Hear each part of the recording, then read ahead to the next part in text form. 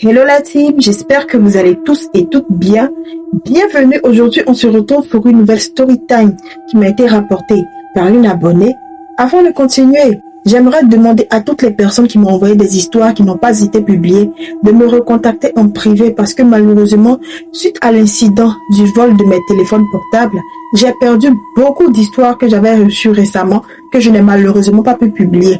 Et étant donné que le numéro sur lequel je recevais les histoires n'était malheureusement pas un numéro que j'avais acheté à l'agence, je n'ai malheureusement pas pu le retirer. Donc maintenant, je dispose d'un nouveau numéro public sur lequel je reçois les histoires. Alors si tu m'écoutes et que tu sais que tu m'as envoyé une histoire qui n'a jamais été publiée sur ma page, je te prie de bien vouloir me recontacter en privé pour que je te remette un nouveau numéro WhatsApp sur lequel tu pourras me contacter et m'envoyer l'histoire de nouveau qui sera publiée. Ok, on continue. Alors elle me dit l'histoire concerne ma grande sœur. Ma grande sœur vit dans un village. Et dans ce village-là, il y avait une dame qui vendait des patates douces. Je souligne déjà que ma grande sœur n'aime pas les patates douces. Et dans ce village-là se trouvait une femme qui en vendait. Et ma grande sœur rêvait régulièrement de cette femme-là. Ma grande sœur faisait des rêves sur elle. Et dans ces rêves-là, cette fameuse dame qui vendait les patates douces-là venait lui donner les patates. Et demandait à ma grande sœur de les consommer en rêve. Et lorsque ma grande sœur refusait, cette dame-là se mettait à la battre. Et ce genre de rêve-là, ma grande sœur le faisait régulièrement. Et c'est comme ça que pour la énième fois, ma grande sœur a encore rêvé de cette dame-là. Et le lendemain matin, cette dame est venue physiquement chez ma grande sœur pour lui proposer de la viande rouge, donc de la viande. Elle a dit à ma grande sœur qu'elle faisait des sacrifices. Et c'est comme ça qu'elle a laissé de la viande à ma grande sœur en demandant à ma grande sœur de les consommer avant de partir. Lorsque cette dame-là est partie, la belle-mère de ma grande sœur a demandé à ma grande sœur de ne pas du tout consommer cette viande-là. Elle a demandé à ma grande sœur de jeter en fait cette viande-là. Alors c'est ce que ma grande sœur a fait. Ma grande sœur a jeté la viande. Et malheureusement, la nuit suivante, ma grande sœur a encore rêvé de cette fameuse dame-là. Je dois souligner que ma grande sœur avait du bétail, précisément des moutons.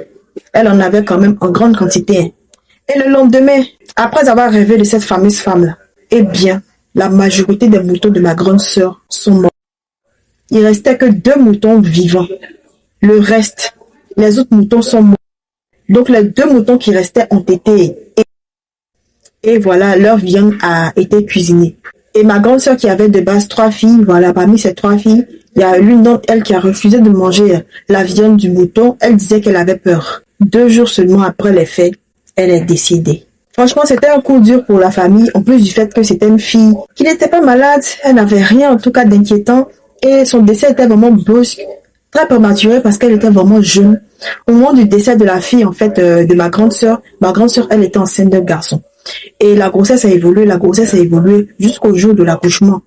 Elle a accouché avant même d'arriver à l'hôpital, donc on peut dire qu'elle a accouché en chemin. Mais l'état du bébé était un peu bizarre. C'est comme si sa peau était en décomposition parce que la chair de l'enfant était très molle. En fait, quand on touchait l'enfant, la chair se détachait de son corps. Je ne sais pas si vous comprenez ce que je veux dire.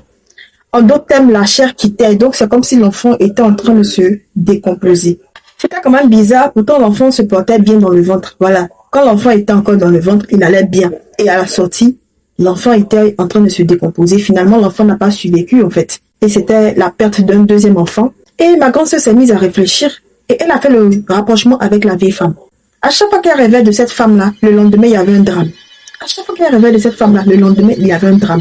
En fait, tous ces drames-là arrivaient à partir du moment où elle rêvait de cette femme-là. Donc, c'est comme ça que quelques temps après l'accouchement, elle allait l'affronter. Elle allait la menacer. Pour lui dire, plus jamais je veux te voir dans mes rêves. Si jamais je te vois dans mes rêves, et si jamais je constate un énième malheur dans la famille, tu vas regretter.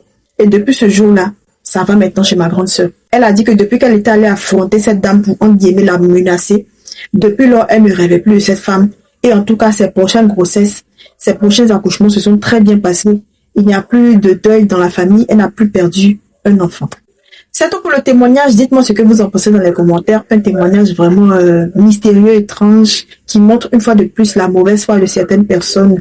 Vouloir faire du mal à la famille d'une personne qui ne t'a rien fait. Voilà, cet abonné-là m'a dit que, en réalité, cette vieille femme-là voulait prendre la vie en fait de sa grande sœur, mais puisqu'elle n'arrivait pas à l'atteindre, elle faisait du mal à ses enfants.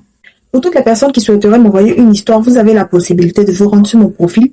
Vous cliquez sur la partie message et vous me laissez un message dans lequel vous me faites part de votre envie de me raconter une histoire et je vous remettrai un numéro WhatsApp sur lequel vous pourrez me contacter pour me faire parvenir votre histoire bien évidemment si elle est longue. Dans le cas contraire, vous pourrez directement la laisser en privé afin que je puisse la lire et ça sera un réel plaisir pour moi de publier votre histoire. En dehors de ça, merci d'avoir suivi ce témoignage jusqu'à la fin. Sur ce, on se dit à très bientôt pour une nouvelle